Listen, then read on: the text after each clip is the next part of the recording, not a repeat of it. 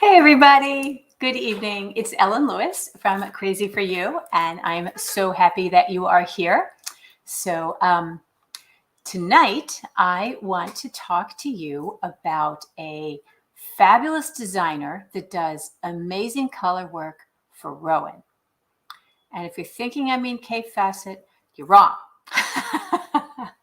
Who might I mean? Tell me in the comments if you know who I'm talking about. Hi, Sandy. Nice to see you. Oh, my goodness. Hi, Amelia. Okay, so if you guessed Kay Facet, you would be wrong. Everybody thinks you hear, famous colorwork designer for Rowan, you think Kay Facet. But, there are a ton of really talented designers for Rowan and for other companies and as independent designers. But just for Rowan, I think, okay, Marie Wallen is amazing color work. Lisa Richardson does amazing, beautiful color work. Martin Story, of course. And go back in the archives. You've got Sasha Kagan. I mean, all of these people have done beautiful, beautiful color work. But, on the tip of everybody's tongue is Kay Facet. But tonight, I want to talk about a really, really wonderful designer that has studied under Kay for a long time and is probably every bit as talented, very intuitive. And his name is Brandon Mably. And Brandon is just the most charming, most talented, humble, sweet person you will ever meet. Yeah, Rita knew it. Good girl, you got it. Hey, Pat, nice to see you. I haven't seen you for a bit. Hi, Karen. Hey, Carolyn, Terry. Oh, my goodness, it's so nice to have you guys here. Thank you for joining me. So, Brandon Mably. He started knitting in like 1991.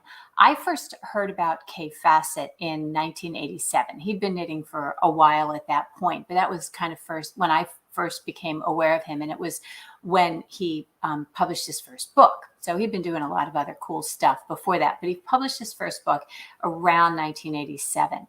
And I want to read to you what Kay said about Brandon, because I think this is just so cute. He says, because they wrote this book together. So I want to tell you what he says. Brandon joined my studio in 1991, giving up his career in catering to do so. With only a newborn fascination for design and color, he quickly picked up knitting, needlepoint, rag rug making, and patchwork. After teaching with me for 5 years, Brandon took over all the knitting classes and began producing his own books on the craft. So think about that. I think that's absolutely amazing. So after just a very little time knitting, he was already kind of doing his own thing. So I think it's cool that he comes to knitting from a catering background. So he's a huge foodie. I had the pleasure of talking with Brandon back in December when we were planning his participation in our retreat next month. And I was all nervous and everything. And he's just so incredibly sweet, but he's completely completely unassuming. He's not about himself. He just, he's very humble. He calls himself an enabler.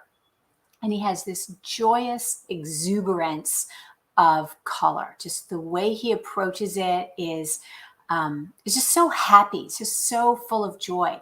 And he talks about how color is so personal, how, what one person likes is, very unique to them, and what other people like, and that there's no wrong combination, which I think is absolutely wonderful, because so often when we're dealing with color, or we're choosing color, or we're going to knit something in color work, we look at a pattern, it might be an older pattern, and we think, oh my gosh, this is an old pattern. Half the colors have been discontinued.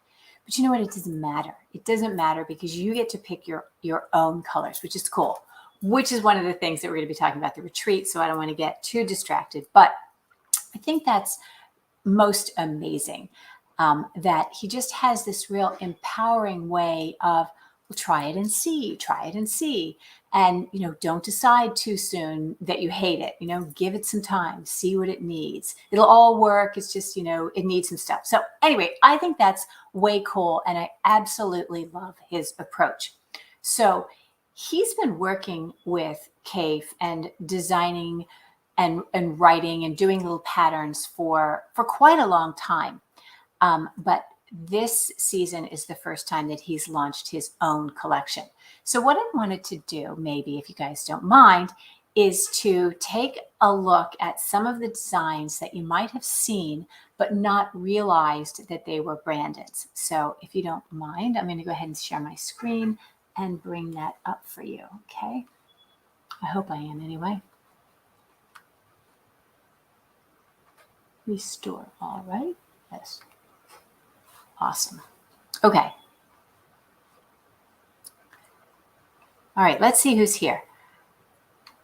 Did I say hi to Rita? Yes. Karen, Eveline. Hi, Eveline. Hey, Anne, nice to see you. Gwen. Oh, it's always a pleasure to have you guys here. So thank you so much for coming.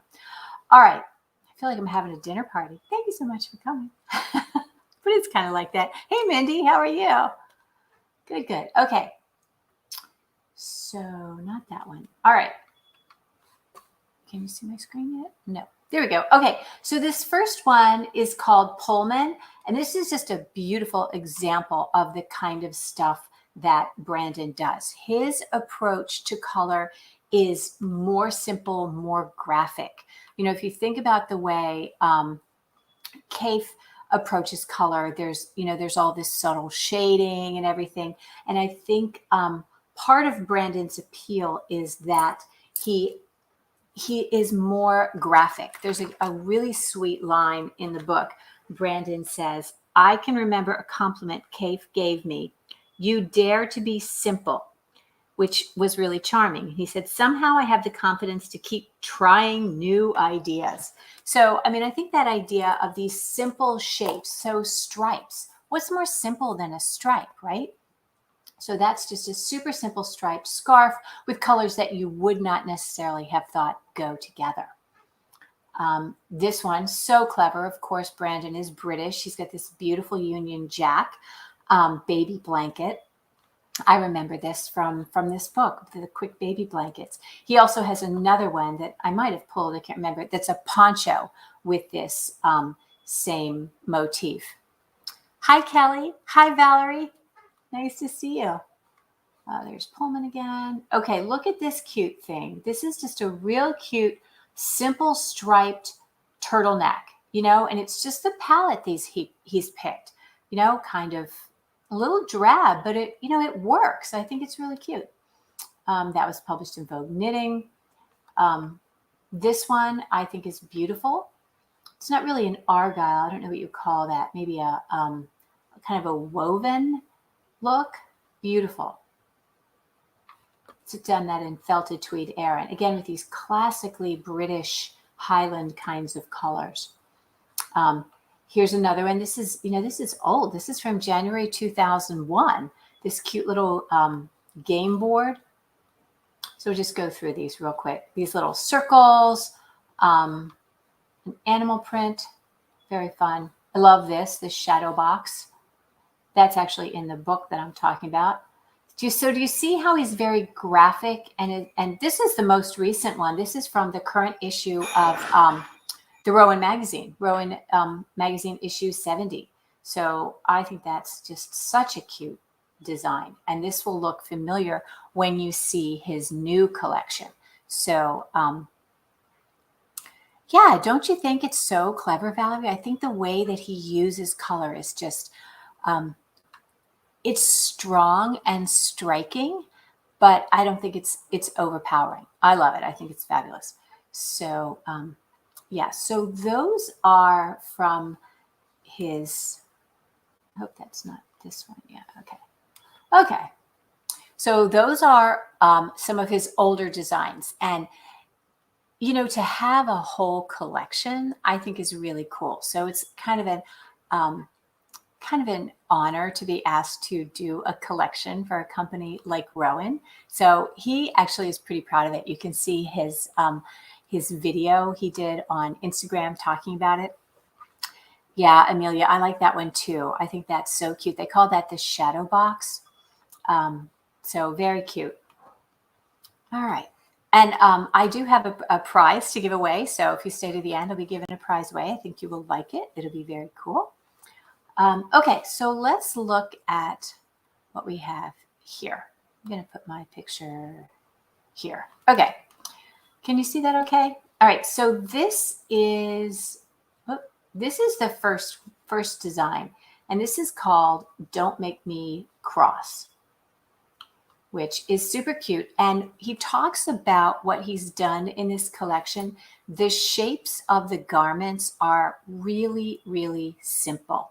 He calls this just a kimono shape. It is nothing more than a dropped shoulder design, which means two big rectangles with a tiny bit of a neckline. And I don't even know that there's shaping in this sleeve, but really, really cute. And he's called this Don't Make Me Cross. So you have that same motif that you did in the issue 70, Cobalt, with the black and the silver. So he's used that same motif, but he's done it in different colors. And you see how it is a very different look. So I think that's very cute. Okay, so, and he's also done a lot of what he calls cushions. I think he's very clever. He's framed them as if they were like little works of art. But the idea, I think, is more that these motifs in this book, it's more like a recipe. Like, which motif are you going to put on that sweater? That shape, that kimono shape, just lends itself so well to adding whatever graphic design. So if you're a sweater knitter, you take and you put one of these designs on a sweater. If you're not a sweater knitter, then you make a scarf, or you make a pillow or a cushion, as they call it in Great Britain. So this is one called Miami. And I love this because if you look at this sort of from a distance, I'm going to close this full screen and just say, you look at that sort of from a distance, kind of squint your eyes. You see blue and white, but this little tiny bit of yellow and this even tinier bit of red and black just really kind of make it pop. They bring it to life. And that's something that I think is such a special gift that, let me take that back. It's not a gift. It's a skill that anybody can learn. But being intuitive about that, when to just add a few colors that you don't think go. So compare that with this one, which is just the blue and white. Okay. This reminds me of an Oktoberfest flag. So you see, this is just a blue and white kind of parallelogram design, just in the two colors. Isn't this one just a little more interesting with those extra colors in that? I think that's just so fun and cool. Hi, Christy. What do you guys think? Do you prefer the simple, clean two colors, or do you prefer the ones that have a little bit of a pop in it? Tell me in the comments. Okay, so there's that sweater. We already talked about that. This is another motif called Fenced In. Alternating stripes. And you see how you've got some diagonals. You've got some intarsia work there.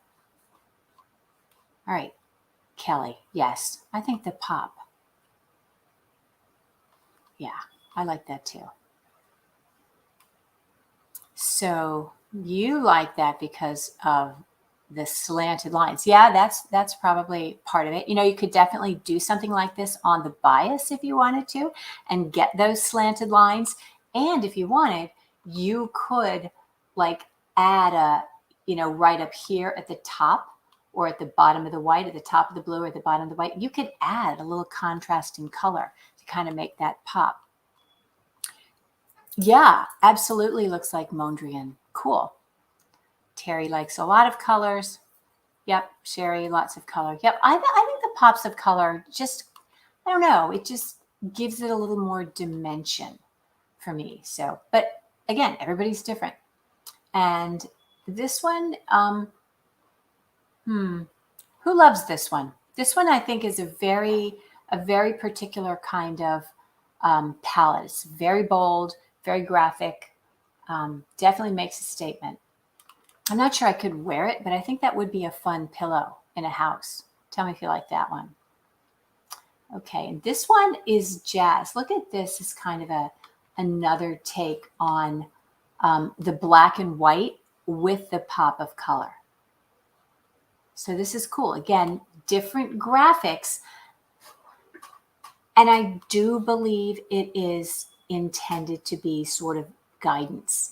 You could use this exactly the way it is, or you could pick one. You know, I like the diagonal line. Let's pick this diagonal line or this triangular shape. And let's add a pop of color here. You know, maybe add a stripe at the bottom of every triangle of a different color. That would be kind of fun.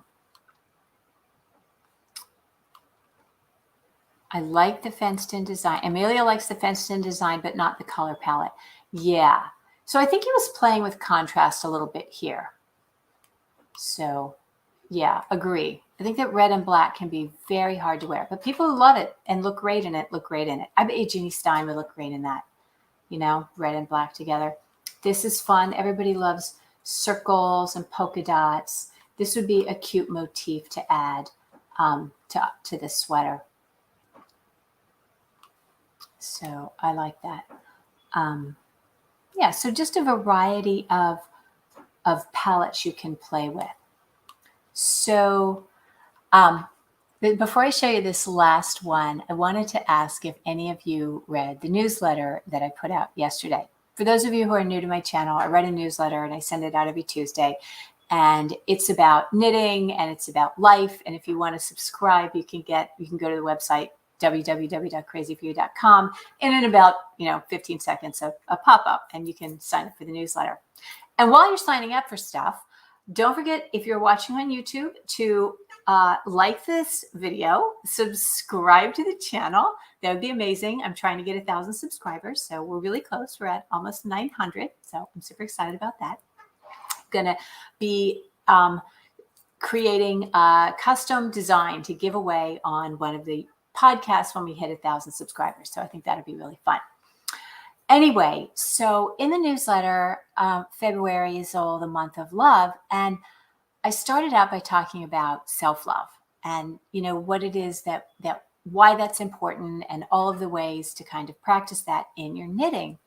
And one of the things I talked about is affirmations, which can feel really, really hard to do. But an affirmation is kind of the opposite of negative self-talk. We always say things like, oh, I'm so stupid, or, oh, I can't believe I made that mistake. I'm such an idiot.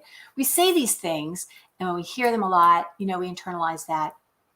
Anyway, whole thing. This isn't a psychology podcast. This is a knitting podcast. But the opposite of that is an affirmation. So saying something really positive that you can say over and over again and hear enough times, and you begin to internalize that too. So I suggested that that you try that, like I'm getting better all the time, or I'm learning from my mistakes, or, I'm working really hard on this project, or I'm getting to be a good knitter, or, whatever. So anyway, I wanted to, oh, thank you, Anne. That's so sweet of you. I wanted to share with you this last design that he did, because it just fits right in with that whole message that I was trying to get out on Tuesday. So let me share my screen again and show you what I'm talking about. Maybe I'll do this. Yeah. Okay. Not that. This one. Okay. So this is just a very simple pullover. It's the sister garment to the Don't Make Me Cross. And it says, I am. And when he was talking about this design, he was talking about it as an affirmation. I am fabulous. I am wonderful. I am, all of those kinds of things that we should be saying to ourselves, the self-love and the positivity that we should be showering ourselves with, rather than, saying the mean things that we wouldn't even say to a dog. So anyway, you could put this I am motif all over your sweater. You could put it on the back of your sweater. You could put it, you could put it on a scarf. You could do it anything. And you could even find a little like, not a stencil, but a little chart. And you could put any word that you want on there. Like, I am awesome. I am a knitter. I am, whatever. So Meg's is just on here. And I love Meg's because she's like the power of positivity embodied. And she had an Instagram post and she goes, I am a knitter. And it was just so great to, that kind of affirmation. If you're just to say, I am a knitter, to remind yourself, I am doing this thing and I can do this. And anyway, I just loved it. And I sort of thought it was cool the way that whole thing kind of dovetailed. But what do you think about knitting cushions or pillows versus knitting sweaters? How many of you knit for your home? And yes, Anne, I know it's you. I know it's not your husband. I know. Have you ever knit a pillow or a thing for your home?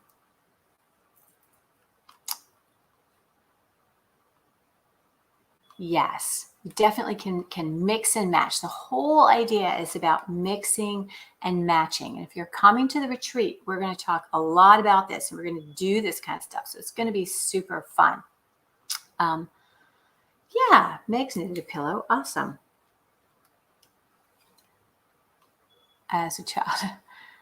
You're starting to do, yeah. Needlepoint pillows too. Yeah, I think that's really, really kind of cool. I wanted to read to you what Kaif said, or maybe it was Brandon said in this book. I keep referring to this book. Let me show it to you real quick. It's called Knitting with the Color Guys. Can you see? Anyway, it's a book that the two of them wrote together. So super cool. Let me read to you what he says about knitting for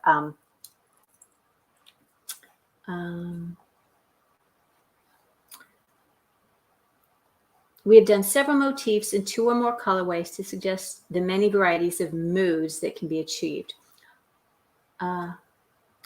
It's a great thrill to make objects that give quality to your everyday life.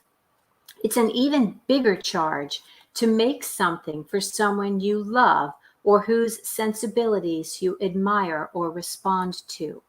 I always feel that making a rich, colorful object for someone I feel in tune with brings me closer to that person as the work grows under my fingers. It becomes highly motivating work. So I love that. I think that is just so cool. It is true that, when you're knitting something for someone, you're filling that thing that you're knitting for them with thoughts of them and positive energy. I mean, that's the power behind like prayer shawls or comfort shawls or anything, is that, you're knitting all of those warm wishes for their health and everything right into that. So I think that's cool. And even if that person that you're knitting that thing for is you, especially if it's for you, as you knit that thing, that cushion or that blanket, we can't wear the same sweater every day. I guess we could, but we probably don't. But when you have a cushion in your house or a pillow or something, or a blanket especially, that you've knit for yourself, I mean, that's part of the whole self-love thing, is I'm worthy of this. I am making this for me. I am being a selfish knitter, and that's okay because I deserve this.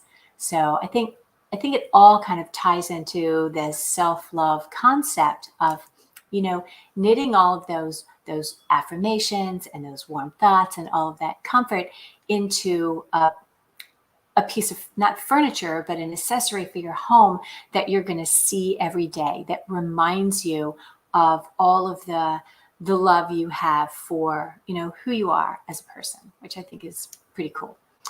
So anyway, that kind of went rambling, not just about Brandon Mably's collection, but what do you think? Do you love the collection? Do you think it's great? Would you knit any of these things? Tell me. If you have, which one would you knit? Would you knit a pillow or would you knit one of the sweaters? Yes, Terry's on hers. Yep, I know you guys are doing this. Rita, I know you're making a big one. Very cool. Okay, so I have this. What I'm going to give away today is I have a print copy. I have several print copies at the shop, but I'm going to take one of them and I'm going to give it away to a lucky winner. And what you need to put into the chat is you need to put in a positive affirmation about yourself that says, I am, and then something wonderful. It could be anything. Okay. I am fabulous. I am amazing. I am strong. I am whatever. So go ahead and start putting that in and you will be entered. So yay. Yes, Kelly, I am enough. I love that. I am creative. Fabulous. Come on, people. I am always learning. Awesome. I am a passionate knitter. Yes. I am thankful. I'm a great writer. I am thankful. I am strong. I am positive. Yay. I'm a knitting grandma. I am funny. I'm strong. Yes, I love it. Love it. I love it. Okay, I'm going to give you just a few more minutes. I know we have 30 people that have not yet entered. So if you want to get this magazine, put it in there. I am happy. Yay, Jenna. I am positive. Good. Everybody, put that stuff in there. All right, let me bring this over here so you can see it. Come on, I want some more entries. One more entry. All right. All right, excellent. Okay. I am going to share my screen. Where is it? Right here. Okay.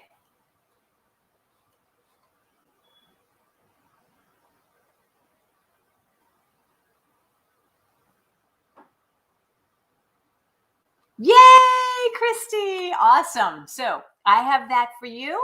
We will put it aside for you in the shop and you can come pick it up next time you're around. I would mail it to you, but then I wouldn't get to see you. Oh my goodness. So this was super fun. I hope that you enjoyed it. I hope you enjoyed learning a little bit about Brandon. If you are coming to the retreat, I know that you're probably excited to hear him talk. I hope I didn't give too many spoilers on that, but yeah, super fun. Yay. Be there Friday. We'll see you on Friday. That will be so good. All right. So yeah. So thank you for being here tonight. Go off and look at what you might knit. What colors might you put together? What might you like to do for your home? And, tell me in the chat either afterwards. After we finish off, you can always comment afterwards and I read all the comments. So until next time, keep knitting and create something beautiful. Have a good evening.